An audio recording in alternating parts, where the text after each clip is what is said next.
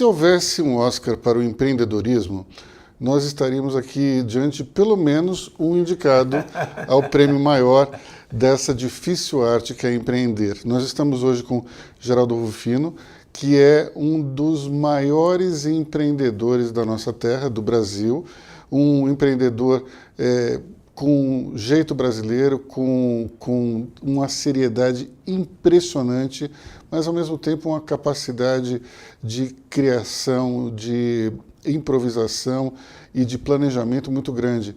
São coisas super, digamos, contraditórias, mas fazem parte do nosso caldeirão que é esse Brasil, né? A gente tem que planejar e improvisar ao mesmo tempo, não é? Eu acho que assim, é o melhor lugar do mundo. No melhor lugar do mundo, tudo é possível.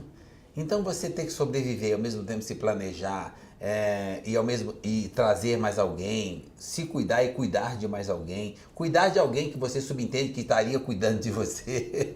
Então, ou seja, que é a parte pública e tal. Olha, com tudo isso, eu entendo que não é complicado se você considerar que você está no melhor lugar do mundo. Eu entendo que o meu país é a minha segunda mãe, é o melhor lugar do mundo. Então, toda essa diversidade, todos esses problemas, até isso que chamam de crise, é muito pequeno perto da grandeza que é o nosso país e para mim, particularmente, perto do privilégio que é ter nascido aqui. Então, eu acho que as outras coisas ficam menores quando você consegue enxergar no horizonte o que nós temos de melhor, né? E o nosso país, a nível de território mundial, eu entendo que é o que nós temos de melhor. Vamos começar a tua história pelo começo, né? Vou tentar, porque a conversa com o Geraldo é muito dinâmica e a gente vai tentar manter uma lógica aí da cronologia. Você sentiu essa centelha empreendedora desde criança? Olha, na realidade, o empreendedorismo eu acho que é um sentimento, é um instinto, um sentimento, é um jeito de pensar. E no primeiro momento ele vem com o instinto de sobrevivência. Você empreende, que é produzir alguma coisa, eu acho que empreender é isso, né? Um jeito de pensar. Você produz alguma coisa e você começa a empreender. À medida que você tem oportunidade, você acaba trazendo mais alguém, já que ninguém faz nada sozinho. Isso é estabelecer como empreendedor, tipo assim, ser um gerador de oportunidade. Mas está muito longe, na época que eu fazia isso, tipo quando eu tinha menos de 9 anos, 8 anos de idade, eu já fazia isso. E eu entendo que na época a palavra empreendedorismo nem se cogitava isso. Por isso que eu acho que é um instinto, é um sentimento. A minha mãe fazia isso, não sabia ler nem escrever, já era uma geradora de oportunidade. Então eu acho que o empreendedorismo em mim surgiu a partir do momento que eu copiei. A minha mãe dizia que a condição social da gente, a gente muda à medida que você se propõe a se entregar, a buscar aquilo, querer aquilo. Então para isso você precisa empreender. O que é empreender nas palavras dela? Você precisa fazer alguma coisa para você e para mais alguém. Então eu aprendi que empreendedorismo é isso, é quando você se predispõe a produzir para você e para mais alguém. Então esse sentimento, a vontade de fazer alguma coisa para mim e para mais alguém, eu tenho desde os 8 anos de idade. Então não teve um tempo, você entendeu agora que você pode ser empreendedor. Não, quando eu fui fazer isso com 8 anos, não tinha CNPJ, eu não sei nem se onde eu estava trabalhando, não tinha CNPJ. Eu fui trabalhar numa ensacadora de carvão, mas eu fui trabalhar com o sentimento que aquilo era uma missão, era uma coisa para mim, era uma vontade que eu tinha de fazer, de sair da minha situação material, ou seja, de sair daquela situação, daquela condição social. Então, para mim, aquilo era empreendedorismo. Então, ou seja, não mudou o sentimento, eu só mudei o endereço. E você morava na favela? Favela. E como é que foi esse primeiro contato com o trabalho em si? Olha, na realidade, a minha família é empreendedora. Nós sempre fomos muito trabalhadores, né? O papai era um ótimo exemplo. A minha mãe é a minha mentora principal, mas meu pai nunca me deu um mau exemplo, né? Eu tive esse privilégio de ter uma família. Então, a minha mãe, papai trabalhava na feira de pedreiro, o que aparecia ele fazia. A mamãe era diarista e minhas irmãs eram domésticas. Então, todo mundo já trabalhava e já tinha bons exemplos de produtividade. E a mamãe já ensinava a gente a pescar logo cedo. Ela levava a gente, era diarista, mas ela nos levava junto para trabalhar. Então a gente já tinha noção de que como é que faz para você ter em casa alguma coisa na geladeira, alguma comida na mesa, onde é que busca isso? Então nós tínhamos duas fontes. Primeiro, o trabalho. E segundo, você observar as oportunidades. Nós, por exemplo, o que a gente tinha de melhor na mesa é o que sobrava nas feiras livres, que as pessoas, em vez de, não jogavam fora, deixavam no cantinho da banca e a mamãe e doava para a mamãe. Então, ou seja, nós passávamos muito bem com aquilo que supostamente seria jogado fora porque era resto de feira. E o nosso país é brilhante, tem muita coisa, muito rico, é muito forte no item alimentação e só passa fome quem quer. Nós íamos lá, pedíamos, o cara separava, ajudávamos a mamãe a trazer para casa e nós conseguimos completar a nossa alimentação com aquilo, né? Completar o nosso banquete com aquilo e ainda conseguia preparar para dividir com os vizinhos. É que interessante, a minha mãe sempre entendeu que independente daquela nossa condição, podia ajudar o próximo. Isto eu aprendi muito cedo, todos nós podemos fazer alguma coisa para mais alguém. Então, eu acho que isso também é empreender. Sem dúvida, é verdade. Mas vem cá, então, quando é que você já percebeu como é que trazia a comida para casa, como é que era a importância do trabalho? Qual foi o teu primeiro emprego mesmo? Olha, meu primeiro emprego mesmo, depois desse trabalho que eu tinha de sacar carvão, fiquei lá um ano, dos 8 aos 9. Depois eu fui catar latinha, fiquei catando latinha 2 anos, eu entendia que eu era empreendedor, porque eu ganhava muito dinheiro catando latinha. E depois eu fiquei sem dinheiro. Aí eu fui ser vendedor de limão, ganhei dinheiro de novo. E com 13 anos eu não tinha mais dinheiro para investir, eu estava sempre ajudando meu pai tinha menos juízo que eu. Ele não acertava. Mas com 13 anos eu entendi que eu poderia repetir o que eu fiz lá com 8. Ser empreendedor no CNPJ do outro. Eu tinha 13 anos. Eu entrei numa empresa, o Grupo Play Center, para ser mais exato, hoje não existe mais. Ele existe, eles estão. Foi do Grupo GP. Ainda é meu patrão, é um cara gente fina, Dr. Marcelo Guti, ele tem um mini Play Center por lado da Zona Norte, dentro de um shopping, e bem menor do que era. Que ano que foi isso, Geraldo? Olha, isso foi em 72. Então o Play Center não era ali na Marginal, era aqui na Brigadeiro. Ibirapuera, Brigadeiro, inclusive o nome não era nem esse, era uma empresa chamada Orixá, que virou Trevo, que virou Divert, que virou Taito, que virou Play Center. Que era ali perto onde tem uma estação de energia, ali perto do ginásio de Ibirapuera mesmo. O escritório era na Rua São Domingos, na Bela Vista. É lá que eu arrumei esse emprego de office boy, foi lá que me deram a oportunidade, foi lá que esses caras me educaram profissionalmente. Devo muito a esses mentores que eram meus ex-patrões, me tratavam como se eu fosse filho deles. Tipo assim, nunca tive um problema. Mas o problema é da cor, são estrangeiros. Nada. Eu nunca entendi essa coisa do racismo, porque minha mãe dizia que a minha cor de pele não era um problema, era um privilégio, então eu sempre agradecia, então eu não via isso como um problema, então isso nunca foi um problema, porque eu nunca pus isso na cabeça. E quando eu fui para esse ambiente, também se cogitava a possibilidade de eu ter problema por causa da cor de pele, e eu não tive. Eu fui muito bem recebido, tive todas as oportunidades e cheguei a sair de office boy, fiquei lá quase 17 anos, mas eu cheguei a diretor do grupo. Então, você como office boy, desde o início, sabia que você podia empreender no CNPJ alheio. Que naquela época não chamava CNPJ, chamava... tinha outro nome. É outro nome mesmo, não era CNPJ. Tinha outro nome. CGC, alguma coisa assim. CGC, eu acho que era isso. Mas aí a pessoa... É interessante isso, porque muita gente que está nos vendo aqui fica pensando, mas como é que eu posso ser um empreendedor numa empresa de outra pessoa? Como é que eu posso ser empreendedor sendo um office boy, por exemplo? Que eu acho que essa profissão nem existe mais. Mas muito subalterno, a pessoa pode ser empreendedor também. Essa é que as pessoas precisam acordar. Todo mundo gostaria de ser empreendedor. Então, cara, começa hoje, onde você estiver sentado, porque o empreendedorismo é um sentimento, é atitude, é o jeito de fazer e o jeito de pensar. E para isso, não precisa necessariamente você ter um CNPJ para acumular passivo. Você está no CNPJ de alguém, seja se você é funcionário público, se você está em alguma empresa gigante ou pequena ou média, não faz diferença. Quando você senta na cadeira, resolve ser produtivo, não fica olhando como é a norma, qual é o horário que você entra ou que você sai por causa de uma lei. Cara, empreender é quando você entende que você pode fazer a diferença na vida dos outros. E para isso não tem uma lei e um horário, tem uma vontade, tem uma determinação. Então você pega a cadeira que você está, independente de quem é o CNPJ ou que instituição que é, e trabalha como se fosse para você. Porque quando você empreende para você. Só que para você ter essa atitude, essa iniciativa, esse jeito de pensar, a cadeira que você está não precisa estar no seu nome. É só uma cadeira. É só uma oportunidade. Trate aquilo como se fosse a sua nova empresa. O universo à sua volta é seu. Então, se você está num ambiente de trabalho e trata aquilo como seu, você passa a ser empreendedor lá, além de você ter um resultado tremendo. Não faça para os outros, faça para você. Alguém vai enxergar aquilo não precisa nem abrir porta para você. As pessoas vão parar de trancar as portas, porque você é tão ágil e produz tanto que não dá tempo das pessoas fecharem as portas e você vai crescendo lá mesmo. E além disso, tem o reconhecimento também, né? É a coisa mais natural do mundo, mas mesmo que ninguém te reconheça, basta você saber que você está sendo empreendedor.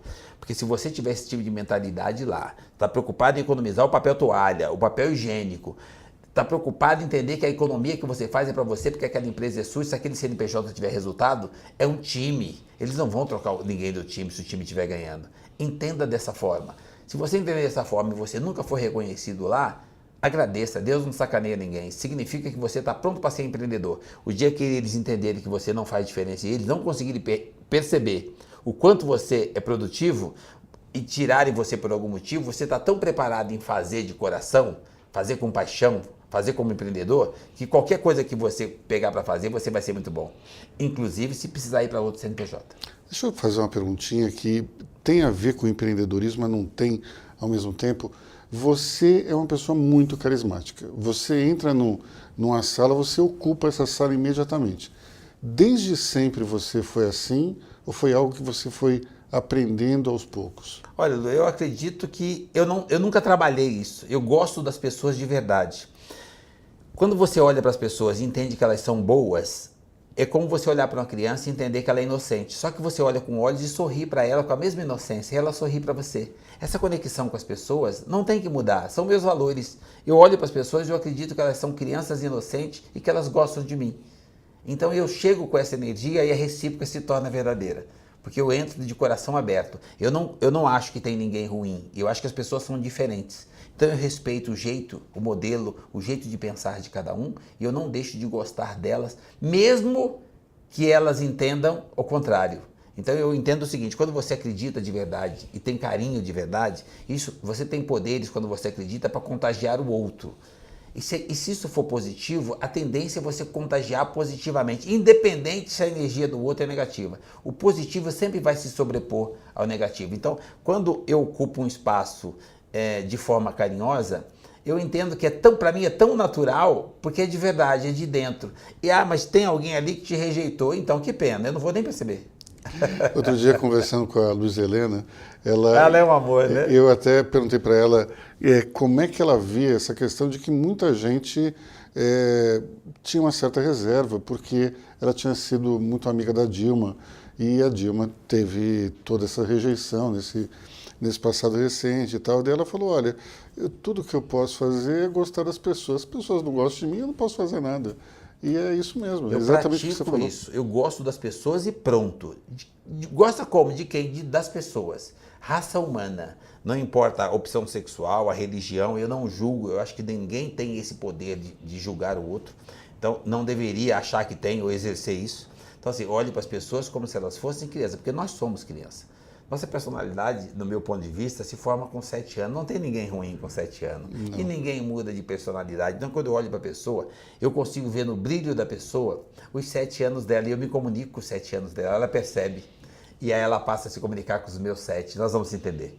As crianças se entendem com muita facilidade. As pessoas, o tempo passa, as pessoas acham que agora mudou.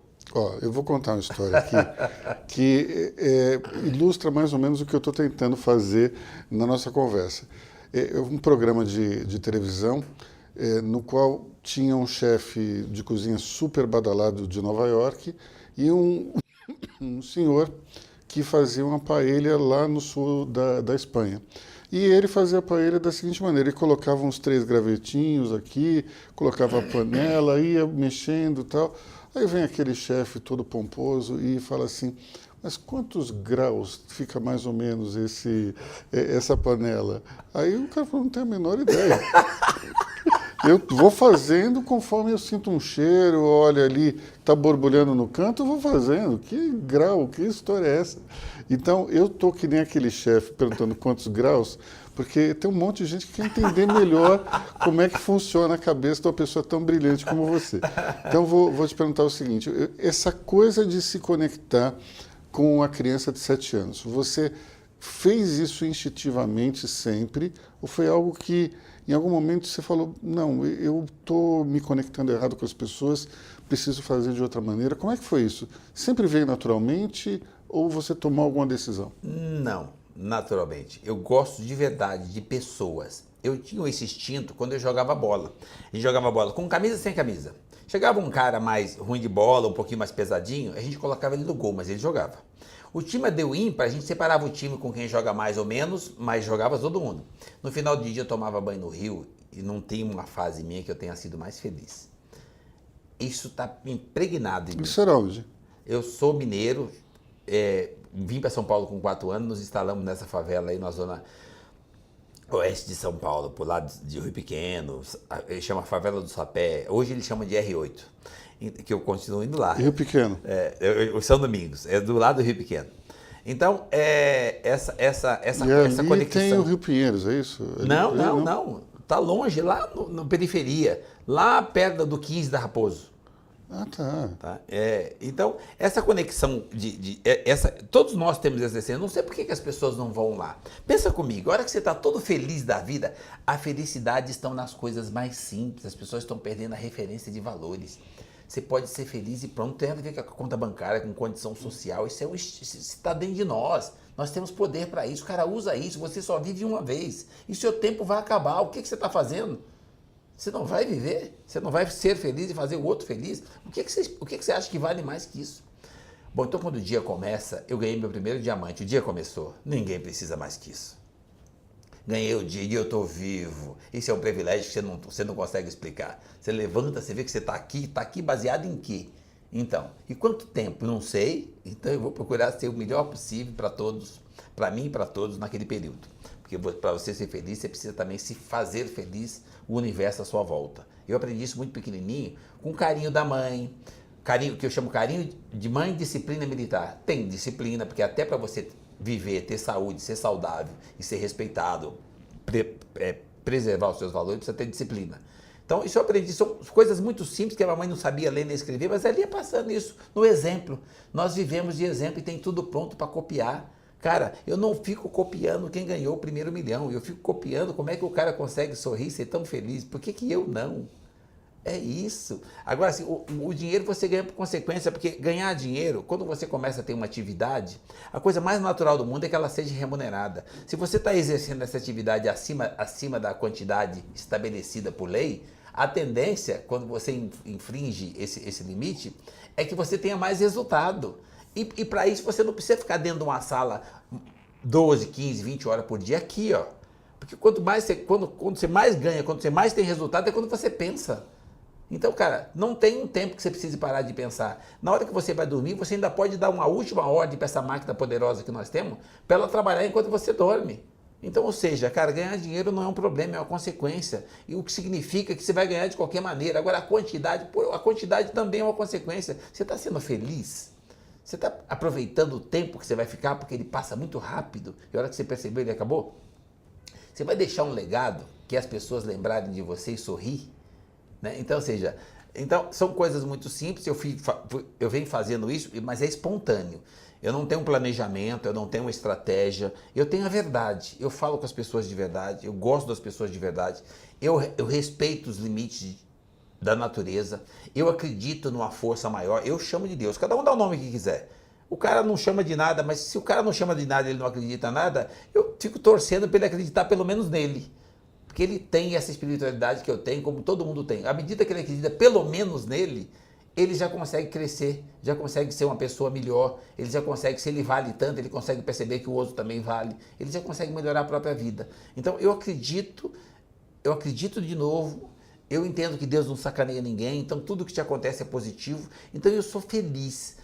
feliz, independente da condição social. E isso vem lá de trás. Então essa conexão com as pessoas, essa coisa de se aproximar e trocar energia boa com as pessoas, porque eu quero o bem das pessoas, volta para mim. Então faça isso, nem que seja por inteligência. Faça pelo outro. Vai empreender.